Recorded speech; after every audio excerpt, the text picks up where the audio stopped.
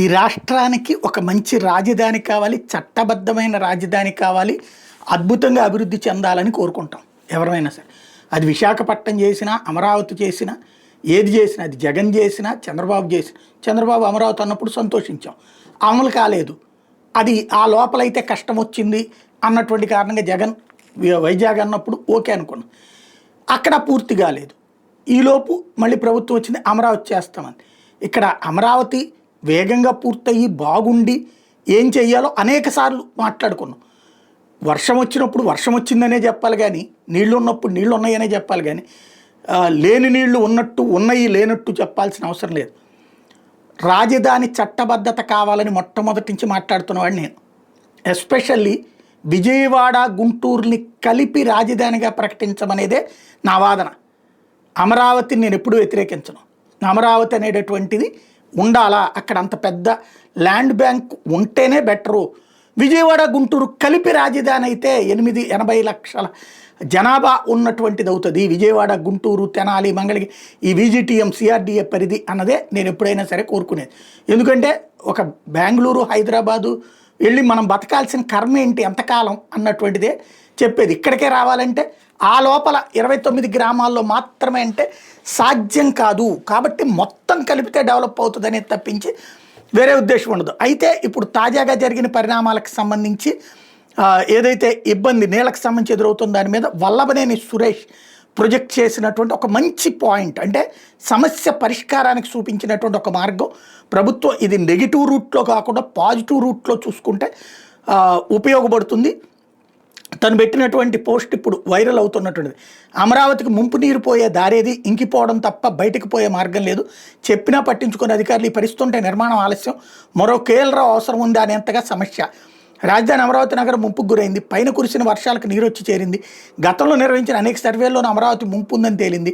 అయితే దీని నుండి నగరాన్ని బయటపడేయాలంటే బ్లూ ప్లాన్ అమలు చేయాలని, దీనికోసం నీరుకొండ రిజర్వాయర్ నుండి కృష్ణాయపాలెం రిజర్వాయర్ వరకు కాలువ తవ్వాలని, పైభాగంలో శాఖమూరు చెరువులోకి లింకు కలపాలని నిర్ణయించారు.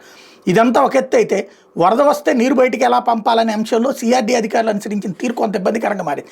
నీరు బయటికి వెళ్లే మార్గాలను మూసివేయడం, ప్రణాళిక లేని పనులు చేపట్టడం, కాంట్రాక్టర్లు కూడా వాళ్ళకి చెప్పిన పని మినహా కనీస ఆలోచన లేకుండా చేయడంతో అమరావతి ముంపు బారిన పడింది.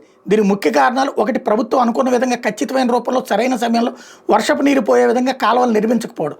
రెండు, కొండవీటి వాగు వెళ్లే మార్గం దగ్గర జాతీయ రహదారి కింద తూములు వేయాల్సిన చోట కాకుండా వేరే చోట వేయడం.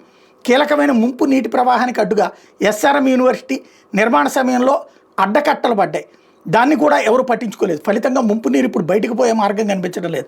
రాజధాని అమరావతిలోకి లాం దగ్గర నుండి కొండవీటి వాగు, మోతడక వైపు నుండి కొట్టేళ్లవాగు, వైకుంఠపురం పొలాల్లో నుండి పాలవాగు, మందడంలో నుండి సారవాగు ప్రవహిస్తున్నాయి.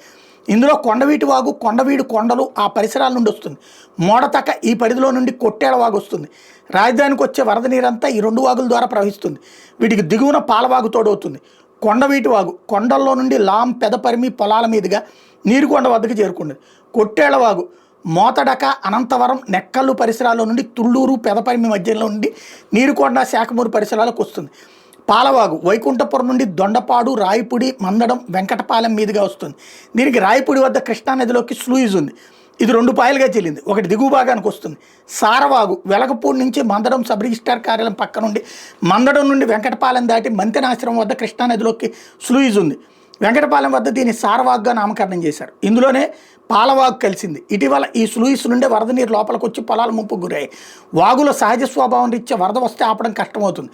ఒక్కసారిగా పెద్ద ఎత్తున వచ్చి పడతాయి. ఏ నిర్మాణ రంగ సంస్థ అయినా వరద నీరు వస్తే బయటికి ఎలా పంపించాలనే అంశంపైన ప్రధాన ఆలోచన చేస్తుంది. కానీ అమరావతి విషయంలో నిర్మాణ రంగ సంస్థగా ఉన్న సిఆర్డీ అధికారులు ఆ దిశగా పనులు చేయలేదు. పనులు చేయించే పనిలో ఉన్నారు మినహా సమస్య ఎదురవకుండా చూసే పని చేయలేదు.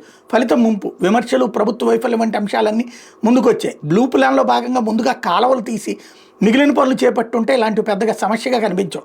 ముంపు సమస్య ఉందని నిధులిస్తున్న ప్రపంచ బ్యాంక్ కూడా ముందుగా వరద ముంపు నివారణ పనులు చేపట్టాలని సూచించి 15,000 కోట్ల అగ్రిమెంట్ సమయంలోని విషయాన్ని నొక్కి చెప్పింది.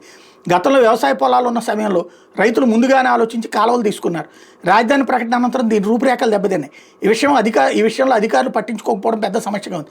గతంలో రైతులు ఆలోచించి చేసుకున్న ప్లాన్ను కూడా ఇప్పుడు అధికారులు చేయలేకపోతున్నారు. అధికారుల నిర్లక్ష్యం వల్ల సమస్య ఎంత తీవ్రంగా మారిందంటే అమరావతి ముంపు నివారణ చేయాలంటే డాక్టర్ కేఎల్ రావు లాంటి ప్రఖ్యాత ఇంజనీర్ అవసరం ఉందా అనే విధంగా పరిస్థితి తయారు చేశారు. సమగ్ర ప్లాను కార్యాచరణ లేకుండా ఇలాగే చేసుకుపోతే పనులు పూర్తవడం ఇప్పట్లో ఏ సూచనలు కనిపించడం లేదు. ముఖ్యమంత్రి కూడా దీని మీద ప్రత్యేక శ్రద్ధ తీసుకుని వెంటనే శాశ్వత పరిష్కార చర్యల కోసం చేసిన ప్లాన్ని వెంటనే పూర్తి చేసేలా చూడాలి. ఇక్కడ ముఖ్యమైన విషయం ఏంటంటే నీరు బయటకు పోయేలా చర్యలు తీసుకోవాలని రైతులు చేసిన సూచనను సిఆర్డీ అధికారులు పెడచెవిన పెట్టారు. ఫలితంగా నీరు బయట పోవడం పెద్ద సమస్యగా తయారై కూర్చుంది. ముంపుకి పరిష్కారం ఏంటి? ఎస్ఆర్ఎం యూనివర్సిటీ వద్ద అడ్డుకట్ట తొలగించాలి. జాతీయ రహదారి వద్ద కొండవీటి వాగు నీరు నేరుగా వెళ్లేలా తూములు ఏర్పాటు చేయాలి. ఇప్పుడున్న తూములకు వీలుగా కాలువ తవ్వాలి. బ్లూ ప్లాన్కి వీలుగా ప్రవాహానికి అడ్డు లేకుండా చూడాలి. గతంలో జాతీయ రహదారి దిగువన కొండవీటి వాక్కు గామన్ ఇండియా వేసిన తూముల ప్లాన్ కాదని నవయుగ మార్చింది. దాన్ని నీటి ప్రవాహానికి వీలుగా మార్చాలి.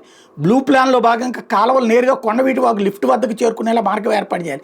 కృష్ణాయపాలెం నుండి పెనుమాక ఉండవల్లి వరకు కొండవీటి వాగులో ఉన్న గుర్రపు డెక్క యుద్ధ ప్రాతిపదికను తొలగించాలి. గతంలో పడవల్లో ప్రక్రియలు పెట్టి తొలగించారు.